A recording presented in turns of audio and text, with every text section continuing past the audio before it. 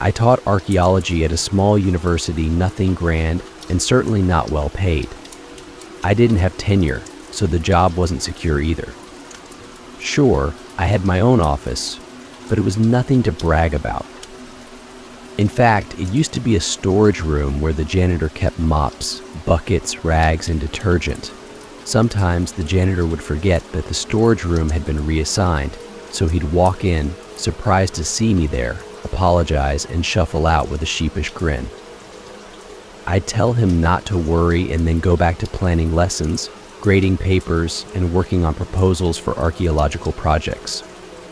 That was the only way I could see to stop my career from flatlining by leading successful digs and writing articles on the findings for academic journals. But funding was always tight, and I had no success until I stumbled upon a new opportunity.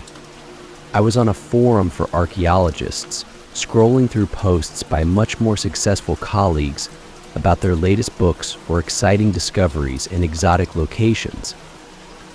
Then I saw a post from a mining company. They were inviting proposals to study a site of historical interest in Alaska and write a report on the findings. The local authorities required this report before issuing a permit to drill on the site. Attached to the post was a lengthy briefing document giving background on the site Panners Creek.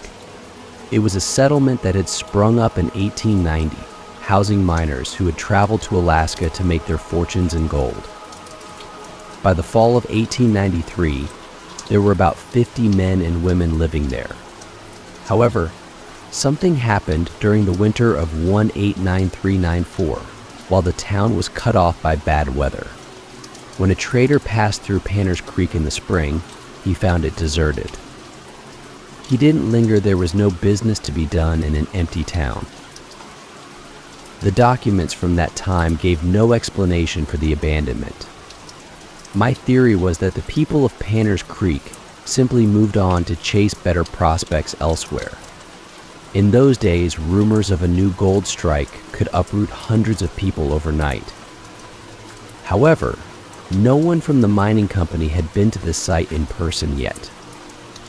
The briefing document included satellite photos showing a small cluster of surviving buildings in a clearing in the woods, and notes on AI-generated geothermal surveys indicating that the area was potentially rich in mineral deposits. The archaeological work, however, couldn't be done remotely. It would have to be carried out on the ground to create the detailed record required. It all sounded good to me. I went to grab a cup of black coffee, 3 sugars, always from the machine in the corridor, and then got to work on my proposal. I made sure to keep the costs very low, convinced that more experienced archaeologists from more prestigious institutions would also be submitting proposals. I needed to undercut them. Once the document was finished, I crossed my fingers, pressed send, and then went home. I zapped a TV dinner and fell asleep watching an old horror movie. The following days dragged on. It was nearly the end of the term, and a lot of the younger students' thoughts were clearly turning to beaches and summer vacations. By Friday, most had stopped attending lectures altogether. I was feeling sorry for myself as I trudged back to my office, slumped into my chair, and checked my emails. There was nothing I even wanted to open until I saw an email from the mining company. I clicked on it, and moments later I was punching the air, exclaiming, yes. They had accepted my proposal. If you're intrigued by the mystery unfolding, don't miss out on what's next.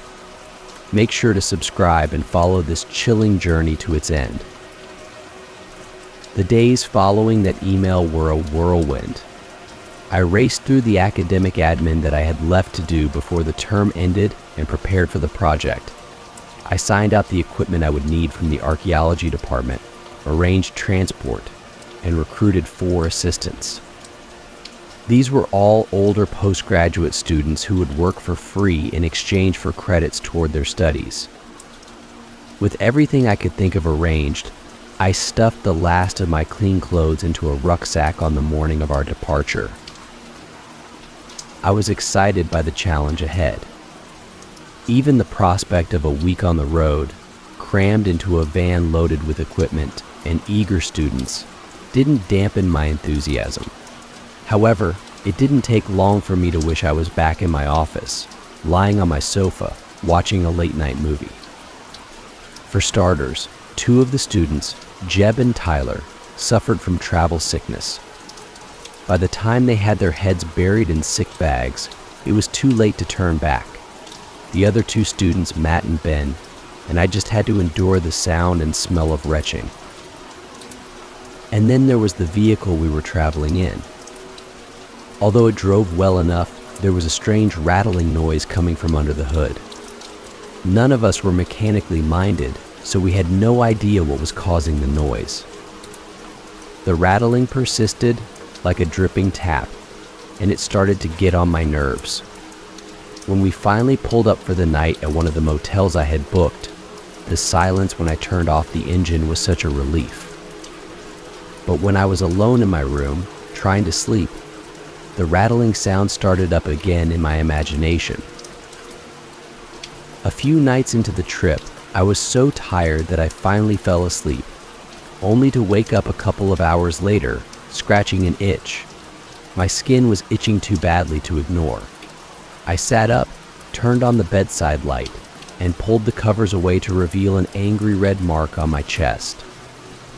It was too big to have been caused by a bed bug, but clearly from some kind of insect. Cursing, I got out of bed, undressed, and stepped into the shower. But when I turned the faucet, there was a rattle in the pipes, a spurt of cold water, and nothing else. The sink was equally useless. Frustrated, I sat on the edge of the bed, trying not to scratch the bite marks, knowing it would only make the irritation worse.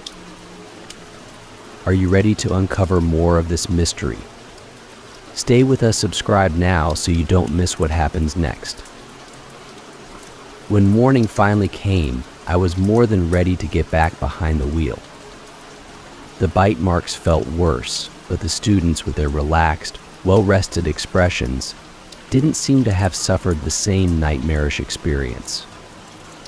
Just my luck, I thought as I turned the ignition and the engine resumed its rattling.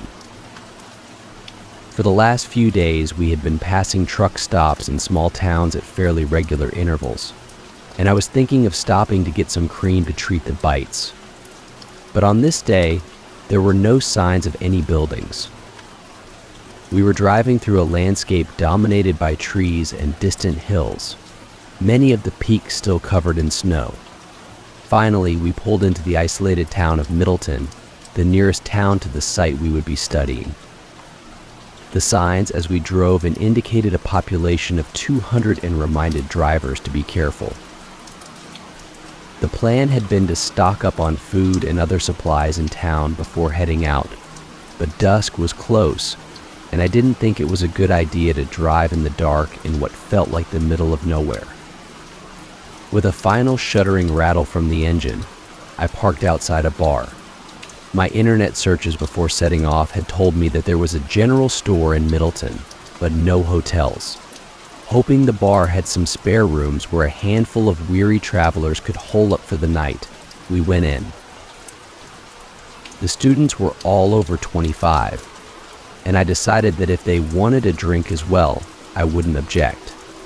I definitely wanted at least one drink, but first I needed to see if whoever ran the bar could put us up for the night.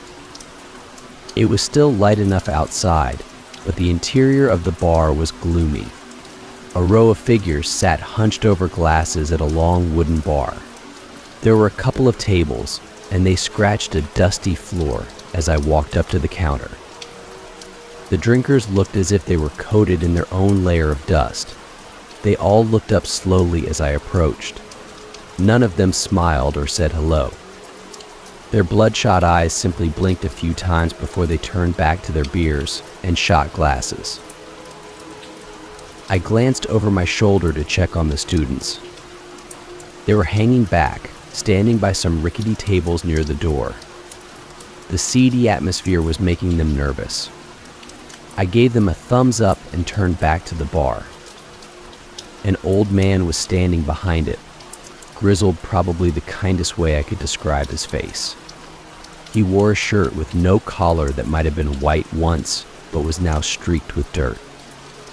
He was bald on top with gray stubble on his chin, and his eyes were hooded and suspicious as he looked at me. In a voice that sounded like he had been chewing gravel, he growled, "Help you, friend." The word friend had never sounded so unfriendly. The atmosphere in the bar turned even more oppressive as the old man's words hung in the air.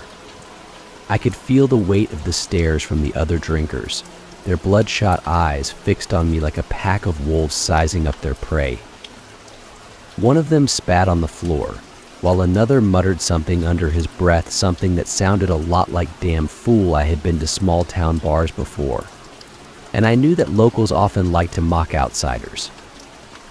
Normally, I would have shrugged it off, but I was tired, and my temper was wearing thin. "Sir, I don't take kindly to being spoken to like that," I said, my voice edged with anger.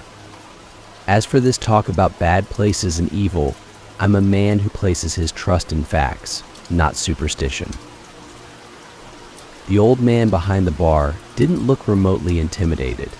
He just shrugged. "It's a free country, friend, and one where the dollar is king. So I'll find a place upstairs for you and your friends to sleep and serve you a beer and a burger." He showed me a wrecked set of teeth in what I assumed was meant to be a smile. "Money is to be paid up front, cash only, friend." I didn't see that I had much choice, so I got out my wallet and handed over the money. At least we would be able to eat, have a drink, and get some sleep before getting out of this no-horse town and starting the job we had come here to do. I slumped into a seat at one of the tables and waited for my beer. The glass it arrived in was covered in smears, but the beer hit the spot. The burger that followed was smothered in melted cheese, with no salad in sight. It tasted delicious to me, and when the old man told us the accommodation was ready, I didn't speak, I just followed him up a narrow staircase. The students might have been behind me, they might not have been. I was so tired at this point that I didn't care. I found myself in a long, narrow room with roll mats laid out on bare wooden floorboards. There was a pillow and a bedsheet on each roll mat. I dragged myself to the nearest one, kicked off my boots, and crawled under the sheet. I don't remember closing my eyes, let alone falling asleep. When I awoke, I felt much better. I stretched my arms and yawned. The students were still snoring, and light was streaming through a window. I left them to catch up on their sleep while I headed to the store to buy the provisions we would need. I had been so tired the night before that I had temporarily been numb to the irritation of the bite marks. But as I walked along the main street of Middleton, I absent-mindedly scratched an itch on my arm and then winced in pain. I lifted my shirt sleeve and saw that my skin was swollen and inflamed. Gingerly, I rolled my shirt sleeve back down and made a mental note to put cream at the top of the shopping list. The street was very quiet. A couple, so elderly they wouldn't have looked out of place behind glass in a museum, sat on rocking chairs on a porch. A painfully thin younger man sat on the next porch along, whittling with a viciously sharp blade. A dog curled at his feet. All of them stared at me openly, sneers on their faces, including the dog. I guessed word had gotten around that there were outsiders in town intending to go to Panner's Creek. I imagined this was a pretty juicy bit of gossip compared to the usual hot topics like who had gout or whose drains were blocked. I was even more eager to get out of town and away from the petty gossip and filthy looks. Inside the storekeeper was just as unfriendly as the other townsfolk I had encountered. He looked at me like dirt the moment I walked in. He pointed at a sign that said cash only and kept glaring at me. I grabbed what I needed quickly, threw some notes and coins onto the counter, and stomped out. I was back on the street before I realized I had forgotten to buy medication for my bite marks. Forget it, I told myself. I would rather burn than give that ignorant hick any more of my money. Get out of this place right now, I muttered to myself as I hurried back to the bar to collect the students. They were relaxed and in a chatty mood as we finally drove away from the misbegotten town of Middleton, Alaska. I felt as if my temperature was rising. I chalked it up to anger and figured I'd be fine just as soon as we put some miles between us and that place. The road we were on started off fine but quickly deteriorated from tarmac to dirt. There were ruts everywhere, and the van rocked and shook as we drove. It was getting darker, even though it was still a bright day. The trees on either side of the track were overhanging more and more, blocking out the sunlight. They weren't just part of the scenery anymore soon. They were all we could see. The track got narrower and more uneven, while the trees kept closing in. I wasn't driving fast, I didn't dare. But still, I felt like I was going to lose control of the van at any moment, worried that an axle would snap or a tire would tear open. Somehow, the van stayed intact and we stayed on the track. Eventually, we emerged into a clearing. I blinked in the sunlight and wiped sweat from my eyes. My armpits, neck, and back were soaked as well. I extracted myself slowly from the van and looked around. Panner's Creek stood on either side of a small, slow-moving stream, which I assumed had helped give the town its name, along with a supply of fresh water. There were the remnants of a number of wooden buildings. The roofs had collapsed on most, and vegetation curled through broken windows and doors. Dead leaves were scattered across the ground. There was a stillness about the place, and I wondered if we were the first people to come here in well over 100 years. If that was the case, this untouched town could prove a fascinating source of material for archaeological study. Behind me, the students were stretching out their stiff limbs. They were grinning and laughing, clearly excited to be there. I put my hands together and said, "Okay, gang, let's get to work." If you're as curious as we are to discover what secrets Panner's Creek holds, make sure to subscribe and follow along as we explore this eerie site. We had brought 2 large tents, one for accommodation and one to use as a study center and storage space for the artifacts we would find. It was early afternoon by the time we had pitched the tents and unloaded the equipment. After taking a break for a basic meal and coffee made using a camper stove, we started creating a map of the town's layout. Work progressed quickly, and the map was sketched out well before dusk. It helped that we didn't have the distractions of messages to read or send or websites to browse. That was my opinion anyway. I had grown up in a world where cell phones were the size of bricks and fax machines were still working away. The students, though, seemed frustrated at being cut off, as there was no signal at Panner's Creek. Ah well, I thought they could catch up when we made it back to civilization. But for now, we were immersed in a different age. To keep the students busy before it was late enough to sleep, I decided we could begin a basic examination of the interiors of the buildings. Using the map, I broke the town up into 4 quadrants and allocated 1 student to each. As they got to work, I peered into a couple of the nearest buildings at random. I could see the rotting remains of crude furniture in shadowy spaces. If the population had cleared out in a hurry, I hoped they would have left behind household objects and maybe even some mining equipment. They were my idea of a treasure trove. I was daydreaming about the paper I was going to write for an academic journal after I submitted the report and the job offers that would flood in when one of the students called out for me. It was Ben.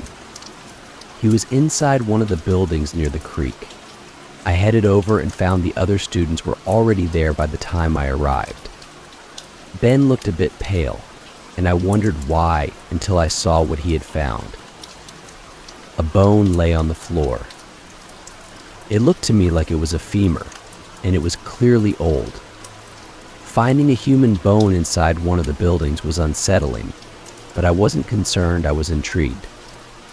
There would be an explanation, and reasoning that out was part of our work here. I told Ben, "Hey, good work.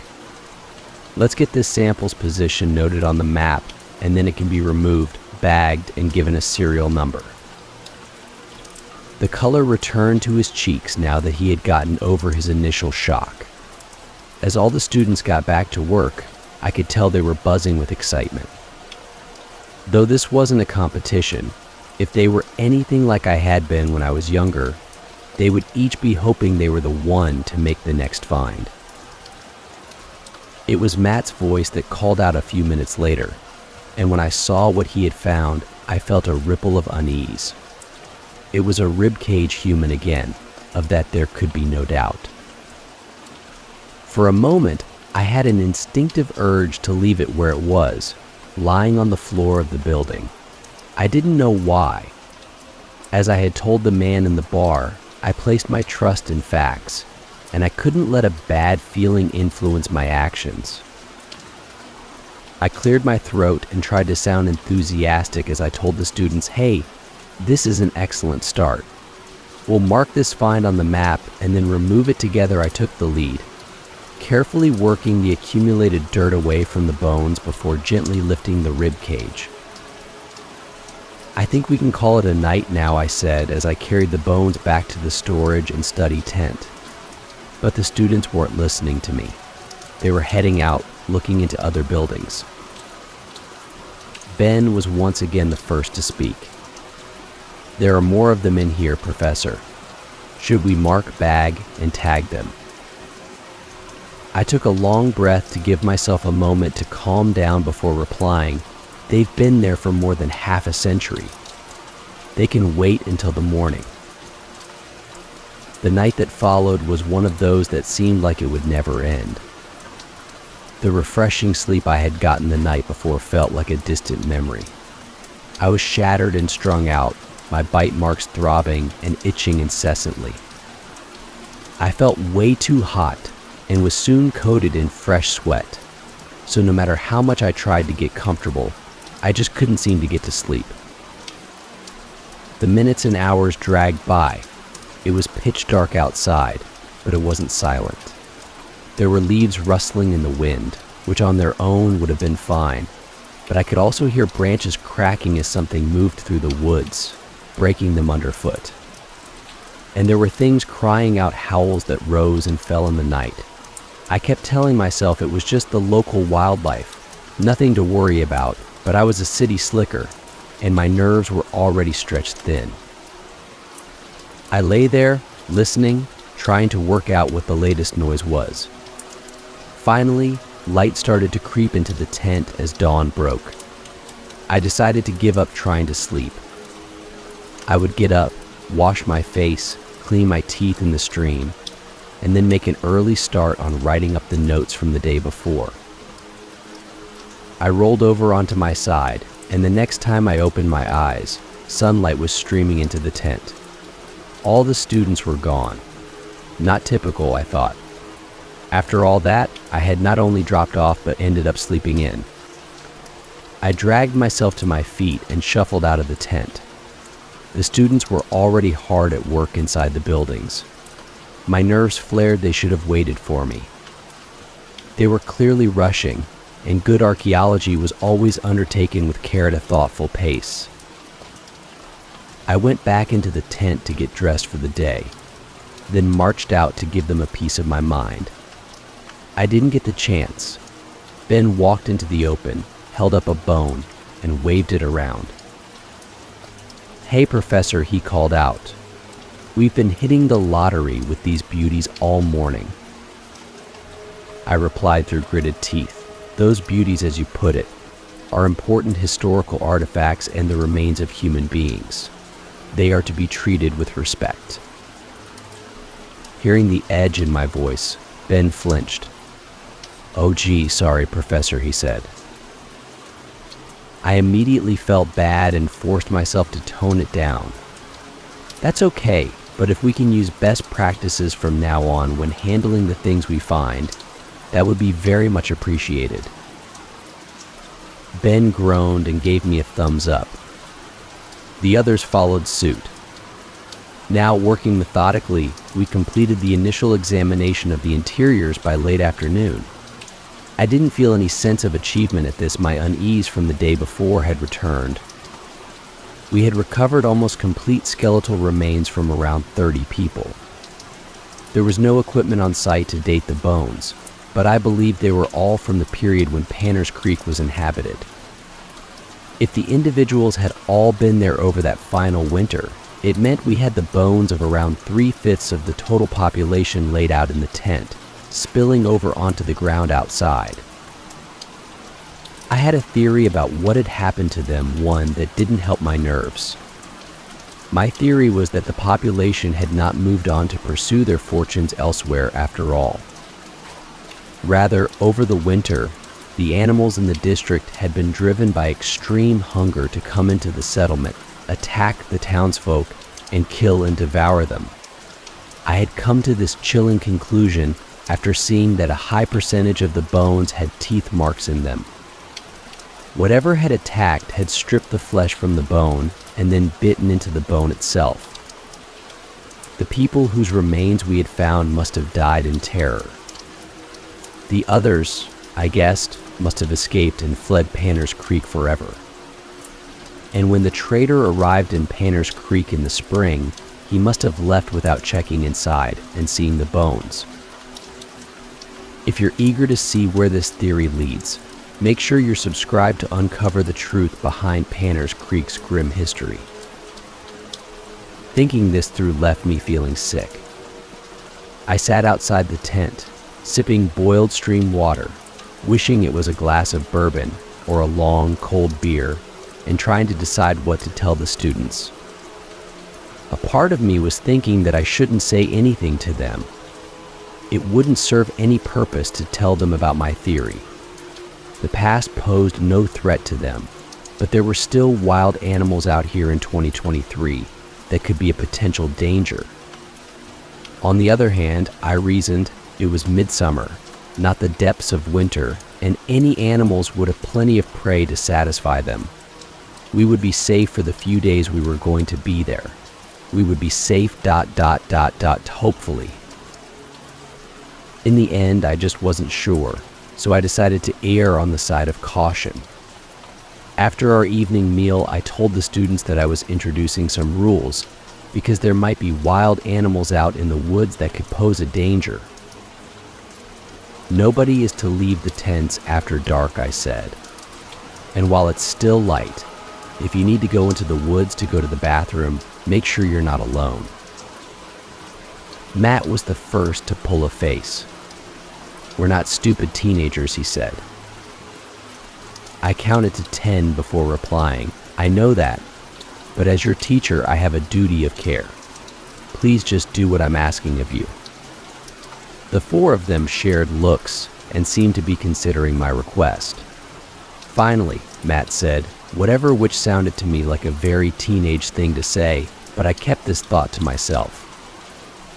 I nodded instead and said, "Good. Now let's try and get some rest. I want us to start excavating sections of the soil tomorrow. There may be important artifacts buried near the surface, but hopefully no more bones, I thought. Please, no more bones." Though it was still light, everyone started getting ready to turn in.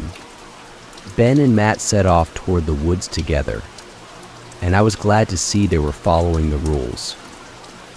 I could hear them moving through the woods after I lost sight of them, and then there was silence, a silence that was broken minutes later by a cry of horror.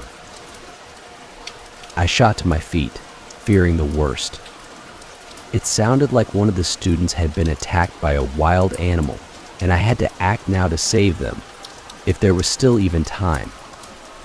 With my pulse racing, I stumbled forward on legs that felt like they had been turned to jelly but ground to a halt when Matt burst out of the woods. As he ran toward me, I called out, "What's wrong? What happened to Ben?" Oh man, it's horrific. It was unspeakable, the noises. The smell Matt gripped his nose and made like he was heaving. Ben strolled out of the woods, clearly unharmed. "Man, you've got something seriously wrong with your guts." "That was gross," Ben said, and then they both collapsed into laughter. Jeb and Tyler cracked up as well. Now that my panic had subsided, I could feel my temper rising. A group of men in their 20s acting like they were 10 years younger. I counted to 10, but that didn't help, so I walked away. I needed some space and headed for the buildings without really thinking where I was going. Pushing away spiraling weeds, I stepped into one of the buildings. It was dark and dank, motes of dust hanging in a fading beam of sunlight that reached in through a window and illuminated a patch of the floor. Crude floorboards looked to have been laid directly onto the dirt of the ground, but something caught my eye. There was a dark object visible beneath the gap between two of the floorboards, and it looked man-made. I knelt over, hooked a couple of fingers into the gap, and pulled. One of the floorboards lifted, revealing a small metallic box. I should have left it in place until its position could be recorded, but I was so tired and worked up that for once, I forgot about crossing the T's. I picked up the box. There was a lid but no lock that I could see, so I went at lifting the lid. It was stiff with age, but with a bit of effort on my part, it creaked open. Inside was a leather-bound journal. I opened it to the first page and saw neat, handwritten text. Captivated by my discovery, I closed the journal and went to find somewhere quiet to read it. You won't believe what I found in that journal. To uncover the secrets hidden in these pages, be sure to subscribe and join me as I delve into its chilling contents. I could hear the students talking inside the tent where we slept, so I went to the study and storage tent instead. Picking my way through the laid-out bones, I found a seat. As the last light of the day bled through the canvas, I read this. I have been too caught up in the adventures of my life in Alaska to write anything in this journal that my father bought me as a leaving present. Now, though, the rush to grow rich from gold has ground to a halt in this terrible place. It is called Panner's Creek, and it is a hell of ice and snow and unrelenting winds. I fear that I will never leave here, and that this winter of 1894 will be the last I spend on this earth. It is not the cold that fills me with increasing dread, however it is the behavior of a number of my neighbors. We are all trapped here and starving after the provisions that were meant to see us through to the spring ran out. Some are bearing this hardship with courage and compassion. Others are whispering dark things. They are saying that the only way to survive is to carry out an act that is abhorrent to all civilized people. Its name is cannibalism. Though the pain in my distended belly is unbearable, and I grow weaker by the moment, I make a vow here in writing that I will never feast on the flesh of another human. I do not pretend to be a hero or noble, but I want my family to know that I died untainted by evil. So I'm taking care to preserve my journal by hiding it beneath the floorboards. I will do this now because I do not think I have much longer. Those who are prepared to embrace the darkness are outside, and they are hammering on my door. I can hear the depravity and the hunger in their voices as they call for me to come out, and I know that my fate will be truly hideous. These are my last words. I closed the journal and breathed out a long, plaintive sigh. I had been right that there had been violent death here, but the rest of my theory had been way off the mark. It hadn't been wild animals that had stripped the flesh from bone. Men and women had feasted on their fellow humans. I shivered and hugged myself, feeling feverish and overwhelmed. I just couldn't deal with this. As soon as it was light, I would tell the students that we were packing up and leaving. And when we were a long way away from this place, I would alert the authorities. They could decide what to do. I curled up into a ball and slipped into an exhausted, dreamless sleep. There was no respite for me, though. What felt like seconds later, I was being shaken awake. It was dark outside, and Matt, Ben, and Tyler were standing around me, holding flashlights. One of the beams was pointing far too close to my eyes. I shielded myself and grunted, "What is it?" I cursed. The terrible events at Panner's Creek years ago had been caused by humans, not wild animals, but that didn't mean the animals that prowled the woods were no longer a threat in 2023. Savagery moved on four legs, and I had the sickening feeling that Jeb was missing because he had been attacked by wild animals. I don't know if that was what the students were thinking. They definitely weren't thinking clearly. "We need to go look for Jeb," Ben said. "We should spread out to cover more ground," Matt added. I had seen enough horror movies to know that going into the woods was the equivalent of going down into the cellar of a spooky house to search for the last victim of the masked serial killer we would get picked off one by one. I grabbed a spare flashlight, and putting as much authority into my voice as I could, I said, "We stay out of the woods until it's light. Now come with me, and everybody stick together." The three of them didn't look happy, but none of them argued. With them trailing behind me, I hurried to the edge of the woods and started to call out, "Jeb, are you there?" Tyler and Ben joined in after a moment, but Matt turned to me and muttered, "This is lame. I'm going back to the tents to find something to use as a weapon, and then I'm going into those woods he stomped off." I cursed him and then turned my attention back to Tyler and Ben. "We're going back to the tents together." They both glanced back at the woods, thinking of their friend who was still out there, no doubt. I was thinking of him too, and my thoughts were racing. This situation was out of control. I started to move back toward the tent when Ben said, "Wait, Professor. I saw something moving in the woods." He had his torch pointing at a patch of trees. I stared, but I didn't see anything. I shook my head and said, "I'm sorry, but it's safer this way. Come on." Reluctantly, Tyler and Ben trailed after me. I was expecting to find Matt in the study and storage tent, where there would be equipment he could use as a makeshift weapon, but it was empty apart from the bones of the miners that we had laid out on the ground.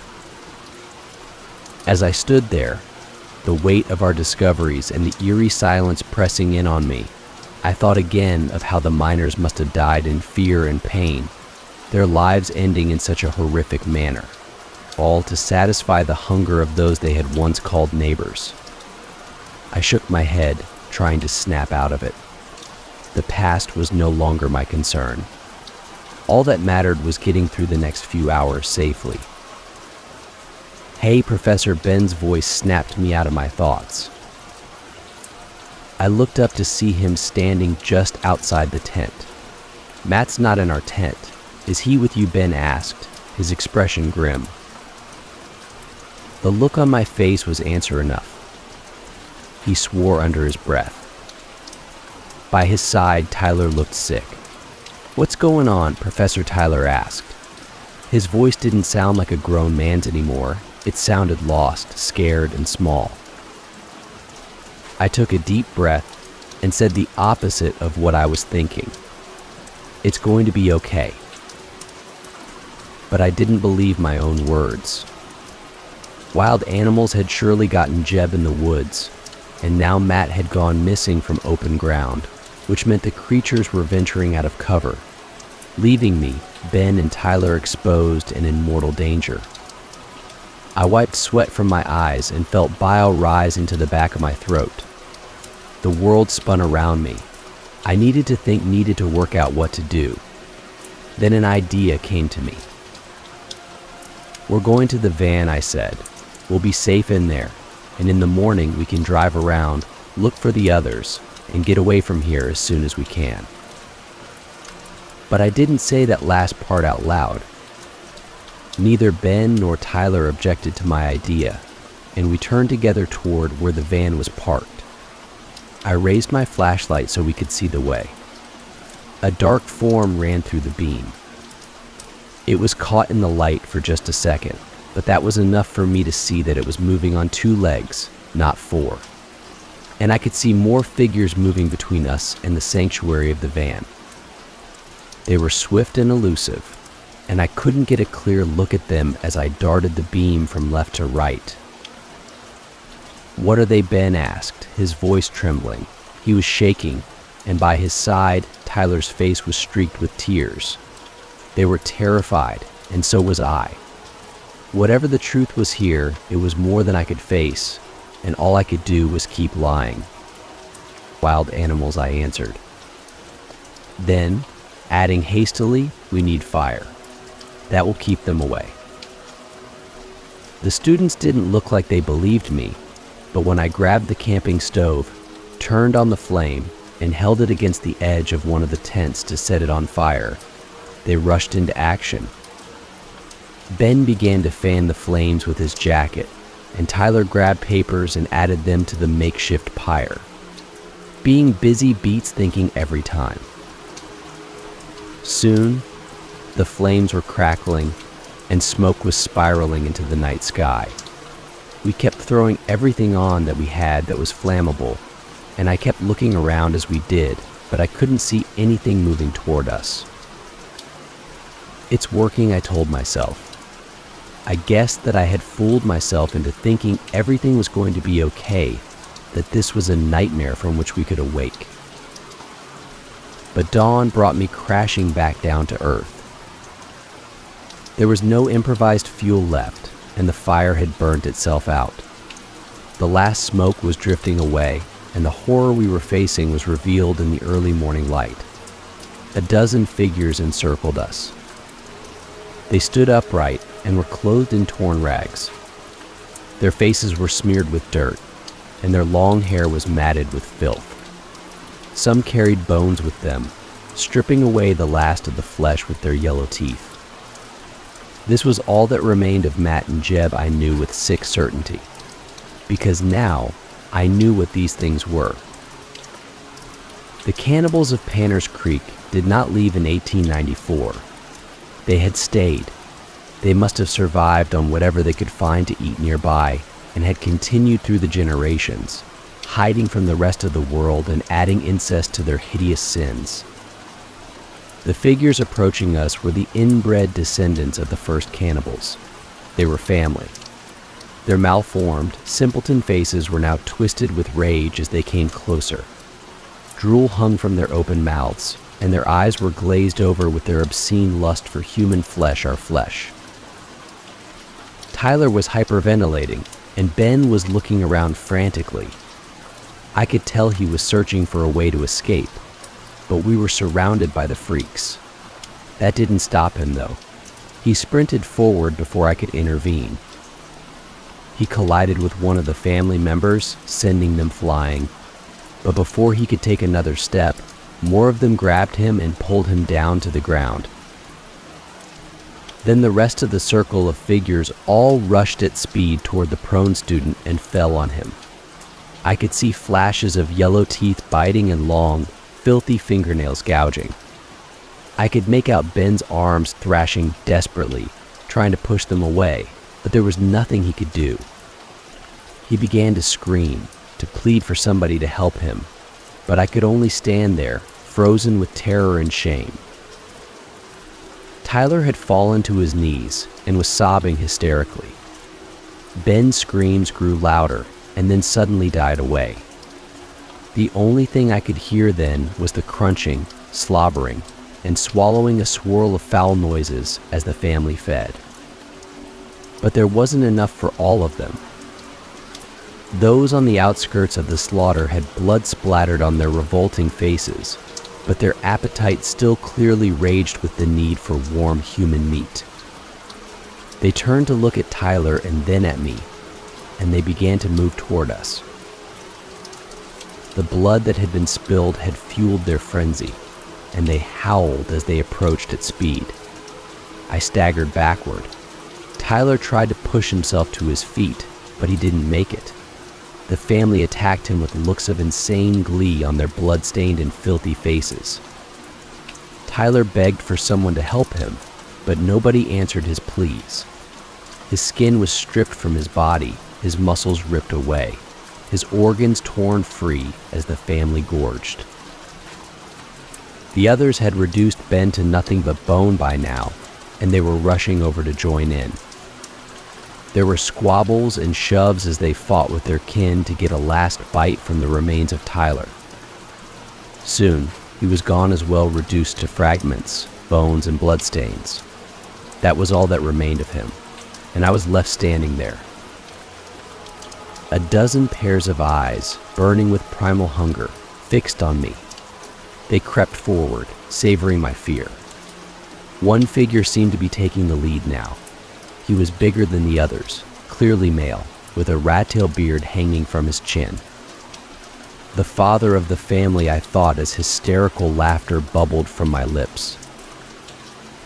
I wanted to close my eyes and wish the darkness of death would envelop me in an instant, but I knew I was about to die in a maelstrom of pain and terror. I looked at the head of the killer clan and waited. He came closer still, his breath hot on my face. I could see the cracks in his teeth, his twisted fingernails, which were sharp as blades. He placed these on my shirt and sliced downwards, exposing my skin.